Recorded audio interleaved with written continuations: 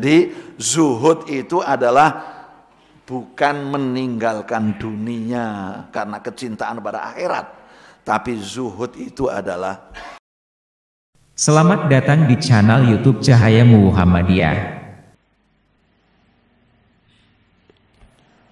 Bismillahirrahmanirrahim. Assalamualaikum warahmatullahi wabarakatuh. Alhamdulillah, alhamdulillahil ahadis somad, alladzi lam yalid wa lam yulad wa lam yakul lahu kufuwan ahad. Allahumma shalli wa sallim wa barik ala Muhammad wa ala alihi wa sahbihi wa man istanna bi sunnatihi wa ihtada bi hidayatihi ila yaumil mi'ad. Faqala Allah ta'ala a'udzu billahi minasyaitonir rajim. Wa ta'adzana rabbukum la in syakartum la azidannakum wa la in kafartum inna 'adzabi lasyadid. Amma ba'du, ma'asyiral muslimin jamaah salat subuh dan kajian Sabtu pagi, rahimakum wa rahimani Allah ajmain. Mari kita sejenak memanjatkan puji dan syukur kepada Allah Subhanahu wa taala biqauli alhamdulillah. Alhamdulillah. Summa alhamdulillah, pada pagi hari ini kembali dapat dipertemukan oleh Allah dalam keadaan sehat walafiat, dapat melaksanakan amal soleh kewajiban kita, ibadah sholat subuh dan dengan berjamaah, dilanjutkan dengan kajian Sabtu pagi. Mudah-mudahan amal soleh yang kita lakukan diterima oleh Allah Subhanahu wa taala. Amin ya rabbal alamin. Shalawat salam mudah-mudahan tetap atas Rasulullah Muhammad sallallahu alaihi wasallam, juga keluarga dan sahabat dan umat Islam yang senantiasa istiqomah mengikuti sunnah-sunnah beliau hingga yaumil kiamah. Amin ya rabbal alamin. Bapak Ibu jamaah sekalian rahimakum wa rahimani Allah ajmain. Dalam beberapa pertemuan terakhir kita sudah membahas tentang apa Bapak Ibu? Tawasul. Kemarin sudah kita bahas tawasulnya 3 orang yang berada dalam gua melalui amal soleh. Alhamdulillah sudah selesai penjelasan kita tentang tawasul, beberapa 2 atau 3 kali pertemuan kalau tidak salah. Pagi ini kita akan membahas materi baru, yaitu tentang zuhud. Apa Bapak Ibu tema kita? Zuhud. Mungkin beberapa kali pertemuan ya. Pertemuan pertama sekarang, pertemuan kedua nanti pas Ramadan, insya Allah. Mudah-mudahan diberi sehat semuanya sehingga bisa melanjutkan kajian-kajian kita. Amin ya robbal alamin. Saya yakin Bapak Ibu pernah mendengarkan atau mendengar kalimat zuhud atau istilah zuhud. Zuhud itu bukan meninggalkan dunia karena cinta kepada kampung akhirat. Sekali lagi, zuhud itu bukan tarkud dunya wa hubbul akhirah. Meninggalkan dunia dan cinta kepada akhirat. Karena ada yang mendefinisikan seperti itu. Dunia ditinggalkan demi kecintaan kepada akhirat. Padahal Bapak Ibu, dunia ini meskipun kecil, meskipun remeh, harta benda dunia, kedudukan, dan lain sebagainya. Dunia itu, yang dimaksud dunia itu adalah segala apa yang kita miliki di dunia. Tidak boleh ditinggalkan. Karena Allah mengajarkan kepada kita doa, Rabbana atina fid dunya hasanah wa fil akhirati hasanah wa qina adzabannar. Jadi dunia ini meskipun remeh, kecil, jika dibanding akhirat tidak ada nilainya. Bahkan jika dibanding dengan akhirat, dunia tetap tidak boleh ditinggalkan. Harta benda tidak boleh ditinggalkan. Gak perlu jabatan juga tidak boleh ditinggalkan. Kalau semua orang-orang yang baik meninggalkan dunia, maka dunia ini nanti akan dikuasai oleh orang-orang yang tidak baik. Seperti kemarin kita baru saja mengadakan pesta demokrasi, pilpres dan pileg. Kalau orang baik tidak ada yang nyalon presiden, kalau orang baik tidak ada yang nyalon legislatif, maka nanti jabatan-jabatan itu diambil oleh orang-orang yang tidak takut sama Allah. Yang terjadi apa? Seandainya dunia ini dikuasai oleh orang-orang yang tidak baik, sangat berbahaya. Maka zuhud itu bukan meninggalkan dunia dan cinta kepada akhirat. Saya lebih setuju dengan pendapat Syekhul Islam Ibnu Taimiyah. Yang dimaksud dengan zuhud itu adalah insirafus raghbati anis syai'i ila ma huwa khairun minhu. Ini pendapat ulama pertama, bukan Syekhul Islam, nanti Syekhul Islam yang kedua, yaitu insirafur raghbati anis syai'i ila ma huwa khairun minhu. Meninggalkan atau berpaling dari kecintaan terhadap sesuatu kepada kecintaan sesuatu yang lebih baik. Tapi bukan berarti meninggalkan sesuatu itu. Berpaling dari kecintaan terhadap sesuatu kepada sesuatu yang lebih baik. Lebih jelas Syekhul Islam Ibnu Taimiyah mengatakan inna zuhda tarku ma la yanfa'u fil akhirah. Ini yang lebih suka saya, ini pendapat ini. Az-zuhdu tarku ma la yanfa'u fil akhirah. Zuhud itu adalah bukan meninggalkan dunia dan cinta akhirat, tapi zuhud itu adalah meninggalkan apa-apa yang tidak bermanfaat untuk kampung akhirat.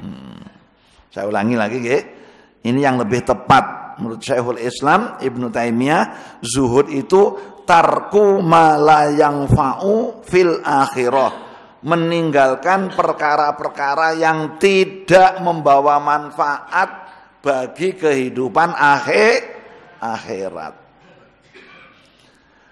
Berarti analognya, kalau sesuatu yang bersifat duniawi, apakah harta benda, apakah jabatan, harta kekayaan, membawa kepada manfaat di akhirat, ditinggalkan apa tidak? Kalau harta benda membawa manfaat untuk kampung akhirat, ditinggalkan apa tidak? Tidak. Kalau jabatan bermanfaat untuk kampung akhirat, ditinggalkan apa tidak? Tidak ditinggalkan. Itulah definisi yang sangat pas, bahwa zuhud itu bukan hub tarkud dunya wa hubul akhirah, meninggalkan dunia dan cinta kepada akhirat, bukan itu. Tapi zuhud adalah, terima kasih, tarku ma la yanfa'u fil akhirah, meninggalkan semua yang tidak bermanfaat bagi kehidupan akhirat. Apa harta benda bisa bermanfaat untuk kehidupan akhirat, Bapak Ibu? Jawab. Apakah harta benda yang kita miliki bisa bermanfaat untuk kehidupan akhirat? Bisa. Bahkan sebaliknya, apakah harta benda bisa membahayakan kehidupan akhirat? Bisa, karena harta benda itu adalah alat, tergantung bagaimana memanfaatkan. Jabatan, apakah bisa bermanfaat untuk kampung akhirat? Bisa. mohon maaf, jangan dihubungkan dengan politik. Politik sudah selesai. Kita tinggal menunggu hasil realcon saja. Sudah sebulan lebih ini batuknya masih juga belum hilang, Pak. Terima kasih. Zamannya Pak Ahok, ya biar adil ya, umum mau jalan ya. Agak sensitif ini, masih suasananya masih baru selesai Pilpres. Ahok dulu merubah Kalijodo, pirsa Pak Wibe, menjadi tempat rekreasi. Betul? Betul. Kemudian Pak Ahok, bukan Pak Ahok, kemudian Pak Anies merubah Alexis, besok Alexis, baca paling tidak nggih, sampun nanti berkunjung. Mboten, Mbok. Alexis itu tempat prostitusi, Pak. Hotel. Hotel di dalamnya ada prostitusi. Kemaksiatan, minuman keras, perzinaan, di situ tempatnya. Itu di Hotel Alexis di Jakarta. Ya saya tempatnya juga belum tahu, tapi membaca berita dan penjelasan dari Pak Anies ketika beliau menjadi gubernur dan di kesempatan lain. Di situ ada tempat minuman keras, ada bar, perzinaan legal itu. Dan masuk ke situ bayar, mahal bayarnya. Memang sumber pendapatan bagi pemerintah daerah. Ketika beliau Pak Anies jadi gubernur, dengan kekuasaan itu beliau tanda tangan keputusan penutupan Alexis. Hanya dengan oret-oret. Gak usah teriak-teriak di jalan raya, cukup dengan apa? Pulpen di atas kertas, tanda tangan, tutup itu Alexis. Ustadz segarang apapun gak bisa nutup Alexis. Gitu betul. Ustadz sekeras apapun, Habib sekalipun sekeras apapun, ulama sekeras apapun untuk menutup Alexis, bahkan jumlahnya bukan hanya 1, 2, ratusan bahkan ribuan, nggak mempan, nggak bisa nutup Alexis. Tapi dengan pulpen seorang penguasa, tanda tangan, seret, titik, selesai, tutup itu Alexis. Itulah kekuasaan, pentingnya kekuasaan. Kekuasaan kalau dipegang oleh orang yang benar seperti ini membawa kebaikan di akhirat apa tidak Bapak Ibu? Membawa. Bagi dia yang bersangkutan juga membawa kebaikan, bagi orang lain juga bisa terselamatkan. Makanya tepat kata Syekhul Islam Ibnu Taimiyah itu bahwa zuhud itu bukan meninggalkan dunia karena cinta akhirat, tapi meninggalkan perkara-perkara yang tidak bermanfaat untuk kampung akhirat. Tarku ma la yanfa'u fil akhirah, meninggalkan apa saja yang tidak bermanfaat untuk akhirat. Selama dunia itu membawa manfaat untuk akhirat, tidak boleh ditinggalkan. Kekuasaan jika itu dipegang oleh orang yang baik, jangan ditinggalkan. Harta benda, kekayaan, harta benda yang banyak, jika itu untuk membawa kebaikan akhirat, juga jangan ditinggalkan. Tergantung bagaimana kita memanfaatkan kekuasaan, tergantung bagaimana umat Islam memanfaatkan harta benda yang kita miliki. Kalau memanfaatkan harta benda dengan baik, insya Allah pasti akan membawa kebahagiaan dan kebaikan di akhirat. Wong orang mau zakat juga butuh pakai harta. Kalau sedekah bisa pakai senyuman, bisa pakai tenaga. Kalau zakat boleh pakai senyuman zakat? Zakat kok mesem tok. Kalau mesem tok itu sedekah. Kalau zakat harus pakai harta benda dunia. Orang membangun masjid juga harus dengan harta. Orang umroh, orang haji menunaikan rukun Islam juga harus dengan harta. Jarang-jarang orang yang haji tanpa harta. Ya ada haji yang hadiah atau undangan dan lain sebagainya. Tapi 99,9% pasti menggunakan harta benda. Maka harta benda itu dunia tidak boleh ditinggalkan. Ada kisah Bapak Ibu, seorang bernama Abdullah bin Al-Mubarak. Beliau adalah orang yang tinggal di Khurasan. Khurasan itu wilayah yang sangat luas, meliputi Suriah, Iran, Palestina, Tajikistan, Turkmenistan, Afghanistan. Sangat luas. Beliau itu orang yang sangat terkenal dengan kezuhudannya. Beliau orang yang sangat masyhur sebagai orang yang sangat zuhud. Suatu ketika ditanya oleh seorang bernama Abdullah. Abdullah bertanya kepada Abdullah bin Al-Mubarak yang terkenal dengan sifat zuhud. Ya Abdullah, wahai Abdullah bin Mubarak, bukankah Anda orang yang sangat zuhud, tapi mengapa masih juga berdagang dari Khurasan ke Haramain, ke Mekah dan Madinah? Kalau tidak salah, Abdullah bin Mubarak itu dari Khurasan, yaitu wilayah Iran. Saya suatu ketika ngaji kajian kitab ini, saya minta tolong pada jamaah saya untuk ngecek jarak Iran ke Mekah Madinah itu berapa kilo. Ternyata kurang lebih 2.200 sekian kilometer, Pak. Abdullah bin Al-Mubarak yang terkenal dengan sifat zuhudnya itu masih sempat dagang dengan jarak 2.200 km lebih dari Iran ke Saudi Arabia. Padahal dia orang yang sangat zuhud. Kita yang tidak zuhud dagangnya kemana? Sarwage. Berapa ribu kilometer sini ke Sarwage? Hah? Coba. Dekat. Ini orang yang sangat zuhud loh.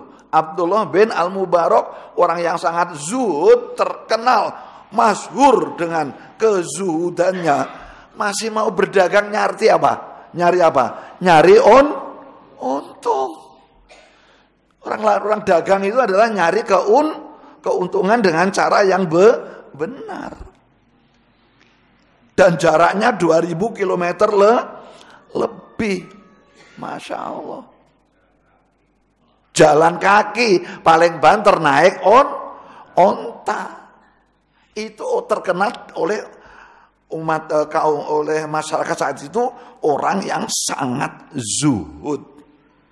Masih nyari untung, nyari laba, nyari harta benda duniawi dengan cara berdagang dalam jarak ribuan kilometer. Karena beliau meyakini harta benda yang beliau pegang itu bisa membawa keselamatan baginya nanti di akhirat. Makanya setelah beliau mendapatkan laba yang banyak dari perdagangannya, dan perdagangan itu adalah salah satu di antara dua rizki yang paling dicintai oleh Allah. Rizki yang paling dicintai oleh Allah itu adalah satu, amalur rajuli biyadihi, hasil kerja dari keringatnya sendiri. Bukan hadiah, bukan hibah. Ya, kalau hadiah dan hibah itu kelompok yang ketiga. Yang pertama yang paling dicintai oleh Allah itu adalah rizki dari hasil kerja tangan dan anggota badan kerja melalui keringatnya sendiri. Yang kedua adalah kullu bai'in mabrur. Setiap perdagangan jual beli yang mabrur.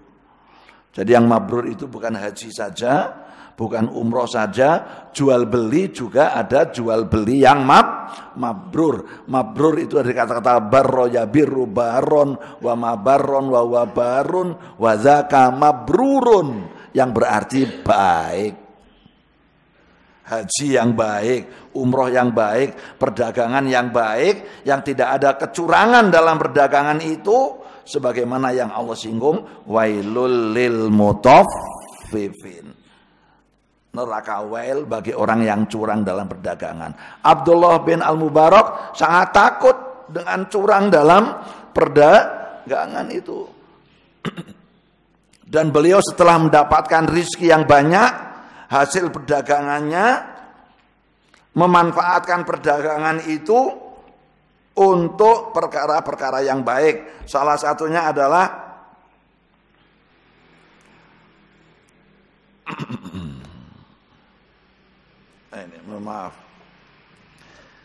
innama af'alu dzalika li asuna wajhi wa akrama irdi. Itu alasan beliau berdagang.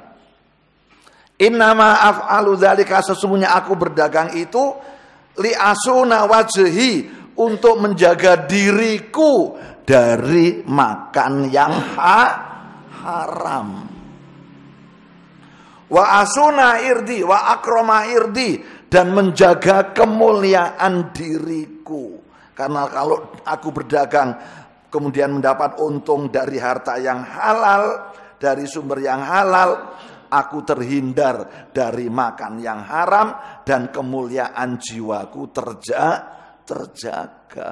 Bukankah itu sikap yang sangat zuhud?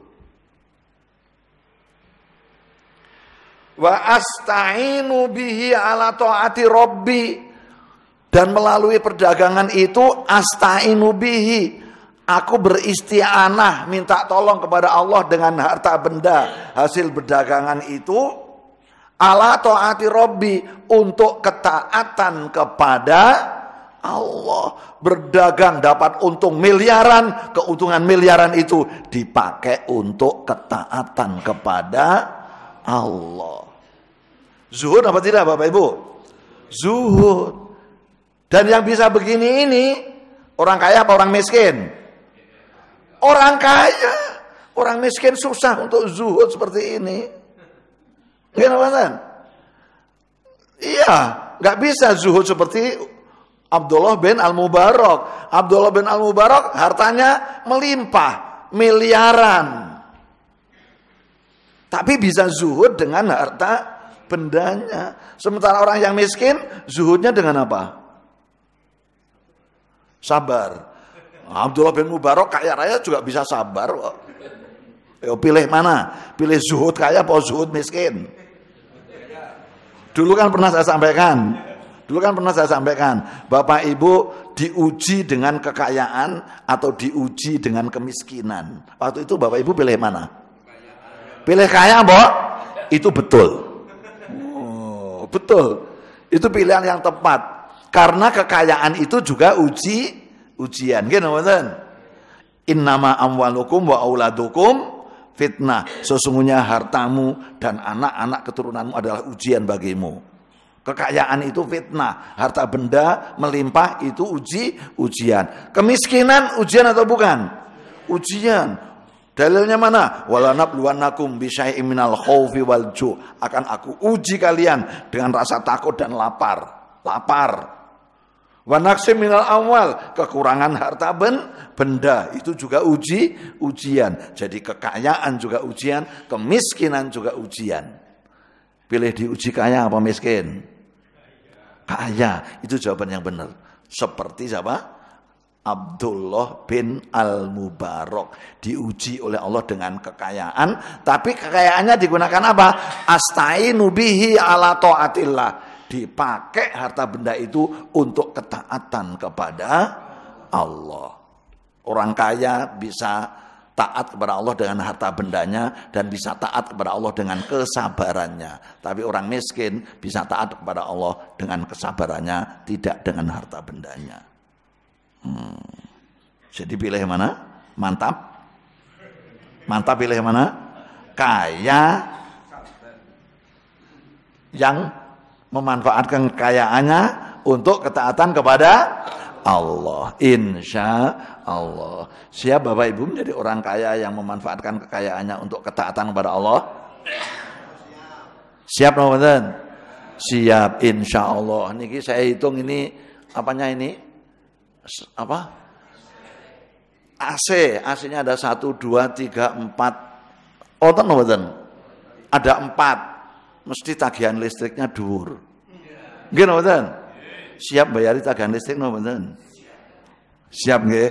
Melalui sedekah.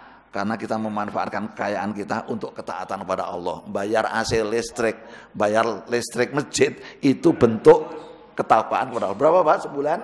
500, Masya Allah. 500 itu kalau Abdullah bin Mubarak cukup 1 orang. Gitu. Muncul Abdullah bin Mubarak dari Kedung Ares, nggak usah digotong oleh orang sekian banyaknya, bayar tagihan listrik yang 500.000 setiap bulan, cukup 1 orang, insya Allah. Jadi AC-nya ditambah lagi. Ya, harta bendanya dipakai untuk ketaatan kepada Allah kok. Nah, itulah pentingnya harta benda dipegang oleh orang yang benar, the right man on the right place. Selanjutnya, wala arahakon illa saratu ilaihi hatta aku mabih. Aku tidak melihat suatu kebenaran illa saratu, kecuali aku bersegera untuk melaksanakan kebaikan itu di tengah-tengah kesibukannya berdagang. Meskipun beliau berdagang dengan jarak yang sangat jauh, berdagang dengan jarak yang sangat jauh, jalan kaki, paling banter naik onta. Atau mungkin kuda, kalau kuda jarang, biasanya berdagang dengan onta. Kalau kuda itu untuk perang. Jalan kaki atau naik onta, kok di tengah jalan mendengarkan lantunan azan. Panggilan untuk sholat. Illa saroktu fihi. Kecuali aku bergegas untuk menuju kebaikan itu. Begitulah zuhudnya pedagang, Pak. Begitulah zuhudnya seorang pedagang. Meskipun per pekan kayak apapun, ada orang yang membeli antri. Per pekan itu bisa per pekan menjelang Idul Fitri atau per pekan yang agak kecil menjelang Ramadan. Itu juga ada per pekannya. Per pekan menjelang Idul Fitri 2 hari lagi, apalagi sehari lagi, 3 hari terakhir, seminggu terakhir itu udah orang sering bilang keramaiannya pindah dari masjid ke pasar-pasar, gitu betul. Sering itu kita bilang, kata-kata itu pasti muncul setiap menjelang Lebaran atau setiap puasa. Tapi orang pedagang yang zuhud, seramai apapun menjaga tokonya, ditinggalkan toko itu, bergegas melaksanakan sholat asar, tokonya tutup. Waktu zuhur jam 11 lewat 45 menit. Lagi banyak-banyaknya orang yang membeli karena perpekan. Begitu terdengar panggilan azan, tokonya tutup. Bisa begitu apa tidak? Eman-eman kok. Tapi kita melihat di Madinah, di Mekah, dari hotel. Saya menjadi saksi, saya melihat betul, terutama di Madinah. Dari hotel tempat kita menginap, begitu azan zuhur, Allahu Akbar, menuju ke hotel yang hanya paling 200 meter. Kanan kiri penuh dengan apa? Kanan kiri jalan menuju ke masjid itu penuh dengan toko-toko menjual segala macam kebutuhan. Buka apa tutup tokonya? Tutup, saya nggak pernah mendapatkan pelaku waktu umroh. Satu pun toko buka di saat dikumandangkan azan, tutup semuanya. Itulah sikap zuhud. Begitu pulang sholat zuhur dari Masjid Nabawi, tokonya bagaimana? Sudah buka semuanya, ramai lagi. Nanti asar juga begitu. Kita berangkat ke masjid asar, tutup semuanya toko, nggak ada satupun yang buka. Begitu kita pulang dari masjid, toko buka kabeh, ramai lagi. Indahnya seperti itu Pak Zuhud. Pengen nonton di Indonesia begitu? Pengen. Kapan? Nanti kalau presidennya jamaah Masjid Al-Hidayah Kedung Ares. Amin ya robbal alamin. Bukan saya Pak, saya tak nyalon presiden. Saya tak jadi ustadz saja di pondok pesantren, ngopeni anak-anak kecil, menyiapkan kader-kader. Ya kalau tidak saya yang jadi presiden, santri saya lah nanti yang jadi presiden. Amin ya robbal alamin. Apa bisa? Bisa. Gubernur, bupati, bupatinya membuat perda. Perbup peraturan bupati. Jika adzan zuhur berkumandang, jika adzan asar berkumandang, maka wajib toko-toko untuk tutup, tanda tangan, diedarkan. Terjadi. Bisa tutup nggak pasar dan toko-toko di pinggir-pinggir jalan yang dekat dengan masjid? Bisa tutup, Pak. Dengan apa? Kekuasaan dengan tanda tangan itu. Satpol PP di setiap kali adzan 5 menit sebelum adzan berkumandang sudah diterjunkan ke toko-toko di pinggir-pinggir jalan untuk memerintahkan segera tutup. Masya Allah. Lau kana ahlul qura amanu wattaqau la fatahna alaihim barakatim minas samai wal ard.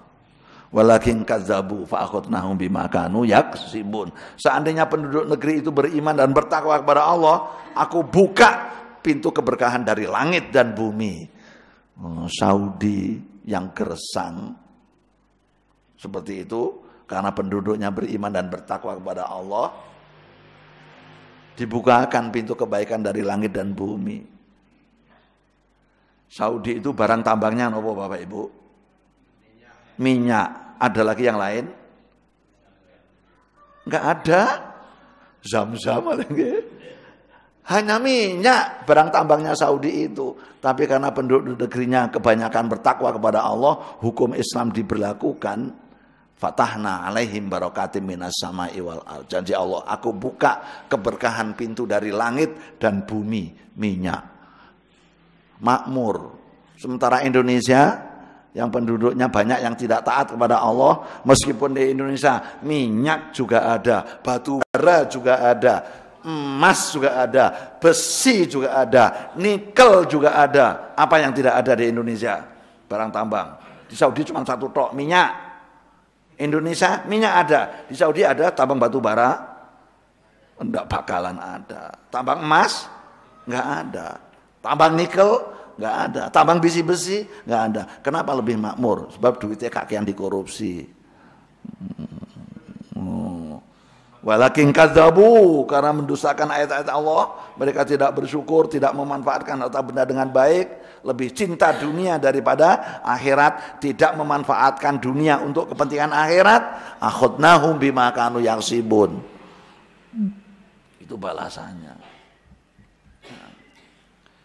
Maka Bapak Ibu, mari harta benda yang Allah berikan kepada kita ini kita manfaatkan untuk kepentingan akhirat. Insya Allah. Bahkan wakana Abdullah ibnul Mubarak, bahkan Abdullah bin Mubarak itu la yabkhal ala hadin bimalihi, tidak pelit kepada seseorang pun dengan malihi, dengan hartanya, menjadi orang yang sangat dermawan. Balkana kariman, dia orang yang sangat mulia, sakhian, sangat dermawan, yungfiku alal fuqara, yang suka berinfak kepada orang fakir, wal masakin, dan kepada orang miskin, fi kulli sanatin, dalam setiap sana, mi'ata alfi dirhamin. Infaknya kepada fakir miskin berapa dirham? Mi'ata alfi dirhamin. Pinten? 100.000 dirham setiap bulan. Maaf, setiap tahun, kulasana. Setiap tahun mi'ata alfi dirham, 100.000 dirham setiap bulan. Saya pernah minta tolong karena kajian materi saya kan tidak hanya saya kaji di sini Pak, juga saya kaji di beberapa masjid luar. Tolong bantu saya dihitung 1 dirham itu berapa rupiah kalau dirupiahkan. Itu setelah dirupiahkan Pak Ibu, itu 1 miliar lebih. Kalau dirupiahkan 1 miliar lebih. Kalau tidak salah 1 miliar 400 juta ya. Kalau dibagi 30 menjadi 34 juta sedekahnya tiap bulan. Kalau dibagi 30 per hari sedekahnya 1.200.000 sekian sedekahnya setiap hari. Orang yang terkenal dengan zuhud, masih berdagang dari Khurasan jarak 2000 km, begitu dapat harta bendanya digunakan untuk kepentingan akhirat. Sehingga sedekahnya setahun 1,4 miliar, setiap bulan 34-35 juta, setiap hari sedekahnya kurang lebih 1,2 juta. Saben dina. The question is, pertanyaannya adalah, sedekah kita berapa juta setiap hari?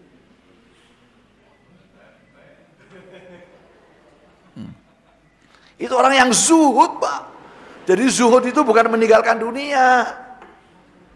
Zuhud bukan meninggalkan dunia, tapi meninggalkan perkara-perkara yang tidak membawa kebaikan kepada akhirat. Selama perkara itu membawa kebaikan untuk akhirat, ambil. Dunia, harta benda untuk membawa kebaikan akhirat, ambil. Kekuasaan untuk membawa kebaikan akhirat, ambil. Menjadi ketua RT membawa kebaikan akhirat, ambil jadi ketua RT. Oh, jangan moh jadi ketua RT. Wonten sing Pak RT niki kathah nggih. Ya. Jadi kepala desa. Boleh ambil selama membawa kepada kebaikan akhirat. Setiap hari sedekahnya berapa? 1 juta lebih. Kemarin siang kan Jumat nggih. Wingi siang Jumat ya, sedekah kita berapa tekalengan? 100 ribu, 50.000, amleng. Saking ikhlasnya sih, nggak mau ngaku. Padahal ya rasa 50.000 tenan. 20.000, ya mungkin. 20.000, mungkin ada. 10.000, mungkin ada. 5.000 akeh. Itulah Bapak Ibu. Jadi zuhud itu adalah bukan meninggalkan dunia karena kecintaan pada akhirat, tapi zuhud itu adalah meninggalkan perkara-perkara yang tidak membawa kebaikan untuk akhirat. Analognya, mafhum mukhalafahnya, kebalikannya, selama perkara itu membawa kebaikan akhirat, ambillah perkara itu. Ada pertanyaan Bapak Ibu? Daman dan awan ini. Jam pinten? 5:30, masih cukup ada waktu. Ini 5:30 lewat 5 menit. Monggo pertanyaan beberapa mumpung ada waktu yang ember, dipersilahkan.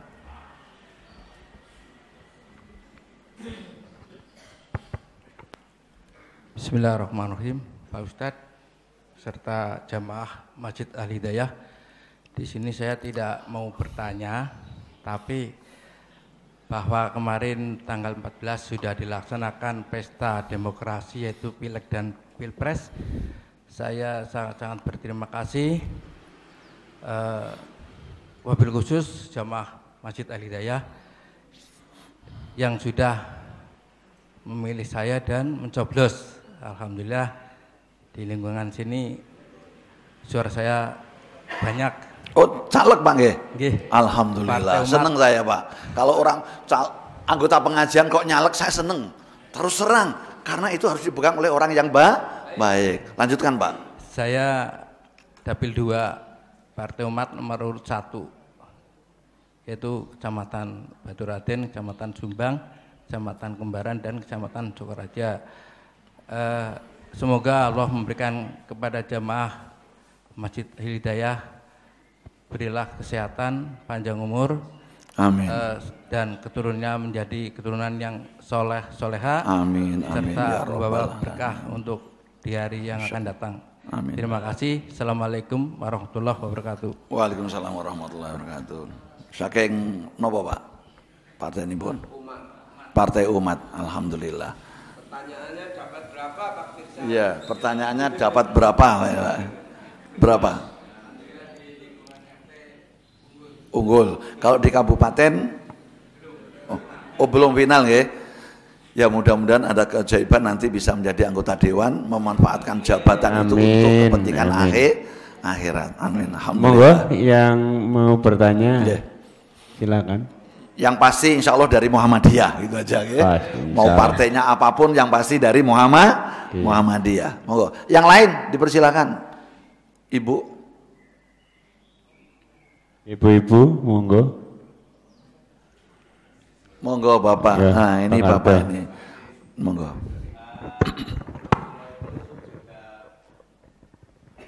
Pernah berdagang sebelum dengan Siti Khadijah. Lah itu dagangannya laris sekali, bagus sekali. Itu resep Rasulullah itu seperti apa? Apanya, Pak? Resep dagangnya seperti apa? Oke. Rasulullah? Terima kasih. Rasulullah SAW betul, beliau adalah orang yang berdagang. Sampai menikah dengan Khadijah usia 25 tahun, beliau dipercaya oleh Khadijah untuk memperdagangkan barang dagangannya sampai ke negeri Syam. Betul ya? Sampai ke negeri Syam. Syam itu ya termasuk Suriah, jadi luar negeri. Makanya pernah saya sampaikan usia 25 tahun Rasulullah sudah mengunjungi 11 negara. Jadi beliau berdagang. Dan setiap kali beliau berdagang, beliau selalu mendapat keuntungan yang melimpah. Makanya kemudian Rasulullah itu menjadi orang yang sangat kaya raya. Jangan dikira Rasulullah Muhammad itu miskin loh. Orang yang paling zuhud di muka bumi adalah Rasulullah. Betul? Bukan Abdullah bin Mubarak. Yang paling zuhud di muka bumi adalah Rasulullah. Tapi beliau juga berdagang, mencari harta benda. Harta bendanya, kekayaannya sampai banyak banget. Kaya raya. Bagaimana gak kaya? Wong ketika Rasulullah melamar Khadijah, mas kawinnya apa? Seperangkat alat sholat. Itu kan kita, sekarang duit. Rasulullah nikah dengan Khadijah, mas kawinnya apa? 20 ekor onta, Pak. Berapa? 20. Mana yang lebih mahal? Onta apa sapi? Onta lebih mahal daripada sapi. Onta itu bisa 50 juta satu itu. Sapi paling 30 juta, 40 juta. Onta itu 50 juta. Lah 20 ekor sapi kali 50 juta berapa? Miliar. Pemuda miskin kok kaya? Mas kawinnya 1 miliar. Siapa bilang Rasulullah itu pemuda yang miskin? Rasulullah itu pemuda yang kaya, umur 25 tahun. Bagaimana ini bujangan umur 25 tahun yang belum menikah? Aku mau takon, mau berapa maharnya, nanti berapa miliar? Wonten ini pojok sampun Pak Parno.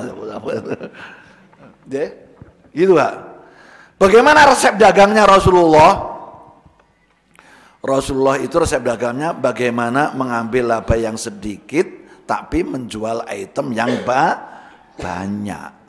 Seperti konsep yang sekarang diterapkan oleh pabrik penjual permen.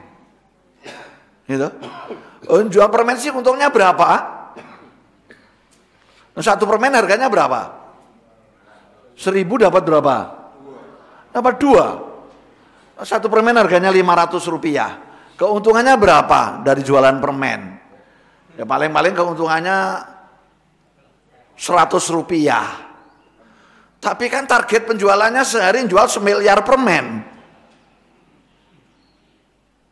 Ya nggak usah 1 miliar lah kakek gitu. Sehari menjual 10 juta permen. Kali 100 rupiah berapa? Hah? Ayo berapa? 10 juta kali 100. Kan 1 miliar. 1 miliar. Itulah prinsip datang Rasulullah. Itu disebutkan dalam tarikh Islam yang kita ajarkan kepada para santri, yaitu Khulasatun Nurul Yakin, Sirah Nabawiyah yang kita ajarkan kepada santri itu Khulasatun Nurul Yakin, ringkasan kitab Nurul Yakin yang di dalamnya termasuk bagaimana Rasulullah berdagang, mengambil laba yang sedikit tapi dapat menjual item yang banyak. Ini pertama. Yang kedua, yang tidak kalah pentingnya adalah kejujuran Rasulullah dalam berdagang. Berdagang itu perlu jujur. Ada juga orang yang berdagang itu tidak jujur. Curang itu banyak. Orang berdagang itu curang. Pilpres bae juga ada yang curang. Begitu. Mengatakan Pak, kunci utamanya yang paling utama dari perdagangan Rasulullah adalah kejujuran beliau dalam berdagang. tidak pernah melakukan manipulasi, kecurangan dalam berdagang. Kemudian yang kedua, mengambil laba itu tidak terlalu banyak, tapi bisa menjual item yang banyak. Karena sedikit kali banyak itu lebih baik daripada banyak kali sedikit. Nggih, 100 rupiah kali 1 juta itu lebih banyak, lebih baik daripada 1 juta kali 1. Sedikit-sedikit tapi dikalikan berkali lipat banyak. Makanya kemudian Rasulullah berhasil dalam dagang. Itulah 2 hal itu paling yang kami ketahui, yaitu kejujuran dan mengambil apa yang tidak banyak tapi bisa menjual item yang besar. Makatan Bapak, terakhir biar ganjil. Terakhir ya, monggo. Bismillahirrahmanirrahim. Assalamualaikum warahmatullahi wabarakatuh. Nyuwun sewu niki Pak Ustadz, mungkin di luar materi. Nah, sekarang ini kan banyak pejabat-pejabat pemerintahan, terutama apabila mengucapkan salam, itu yang ingin saya tanyakan. Salam itu assalamualaikum terus ditambahi ada hom santi hom dan selanjutnya lah itu. Nah, itu padahal yang mengucapkan itu kan orang muslim, pejabat itu. Nah, itu hukumnya apa dalilnya itu bagaimana itu Pak Ustadz? Terima kasih. Wassalamualaikum warahmatullahi wabarakatuh. Waalaikumsalam warahmatullahi wabarakatuh. Tidak boleh. Udah, itu keyakinan saya. Itu keyakinan saya karena terkait dengan masalah akidah. Assalamualaikum warahmatullahi wabarakatuh. Mudah-mudahan keselamatan dan kesejahteraan serta rahmat Allah atas kalian semuanya. Itu doa, meyakini bahwa keselamatan, kesejahteraan itu datangnya dari Allah Subhanahu wa taala.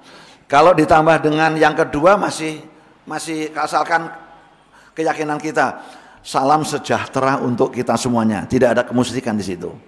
Paling banter itu enggak masalah karena itu terjemahan lain dari assalamualaikum loh. Assalam kan kesejahteraan. Tapi salam sejahtera bagi kita semuanya. Kalau menurut akidah, menurut saya tidak keluar dari akidah Islam, tetapi lebih tepatnya assalamualaikum. Kalau salam sejahtera itu kan tidak ada nuansa doanya. Hanya salam sejahtera. Tapi kalau assalamualaikum, mudah-mudahan keselamatan dan rahmat Allah tetap atas kalian semuanya. Kan mendoakan. Apalagi yang Om Swastiastu, Om hampir Om dan sebagainya. Terus apalagi yang lain? Namo Buddhaya, salam kebajikan. Coba Bapak Ibu, saya nggak bawa HP, cek apa artinya Om Swastiastu. Napa Pak? Om napa? Apa Pak artinya Om Swastiastu? Saya yakin berkait dengan masalah akidah itu. Ya, bisa memohon kepada Tuhan selain Allah. Ya nanti kami cek apa artinya Om Swastiastu. Tapi saya yakin salam bagi tiap-tiap agama itu tidak lepas dengan keyakinan. Sebagaimana salam kita assalamualaikum warahmatullah, itu di dalamnya ada muatan bahwa keselamatan dan rahmat itu datangnya dari Allah Subhanahu wa taala. Maka saya tegas dalam hari ini enggak.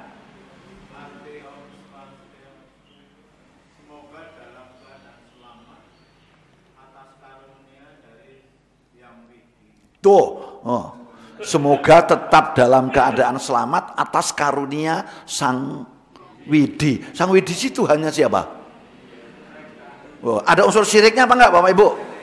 Syirik. Makanya kita tidak boleh ngikut, enggak ngerti artinya. Maka saya terus terang aja langsung, enggak, haram meskipun aku belum melihat apa artinya. Tapi saya yakin salam agama-agama itu ada kaitannya dengan masalah akidah. Cukup bagi umat Islam salamnya adalah assalamualaikum warahmatullahi wabarakatuh. Boleh ditambah salam olahraga, ora apa-apa kalau pas lagi olahraga. Kalau pas lagi lari pagi, wong pas lagi jalan sehat, tidak ada syiriknya toh salam olahraga, mboten, Mbok? Atau kalau pas saya ngelatih pramuka, di pondok kan juga ada latihan HW dan latihan pramuka. Assalamualaikum warahmatullahi wabarakatuh. Kadang-kadang salam pramuka, syirik no mboten? Yang mboten lah, nggak ada kaitannya dengan akidah itu. Tapi kalau itu mudah-mudahan apa Pak? Dibaca sekali lagi Pak, biar jamaah dengar.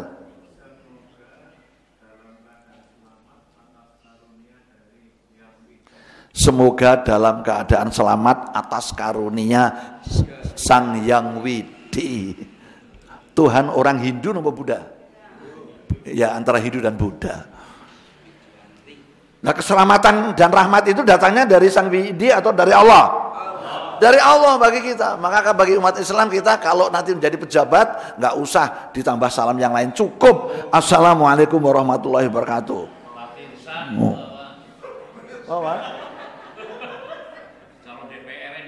Oh, calon DPR nggih. Oh Bapak. Oh, mangkaten Pak nggih. Mangkaten ini calon anggota DPR itu.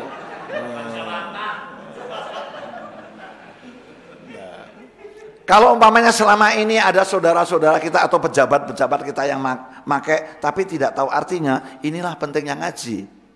Alhamdulillah. Jadi kita saling tawasau bil haqi wa tawasau bis sabr, saling mengingatkan. Ini kan mengingatkan bil haqi dalam kebenaran bahwa salam itu tidak benar. Wa tawasau bis sabr, dan saling menasihati untuk menetapi kesabaran. Inilah pentingnya ngaji. Untung kita ini orang yang doyan ngaji, terselamatkan Bapak Ibu.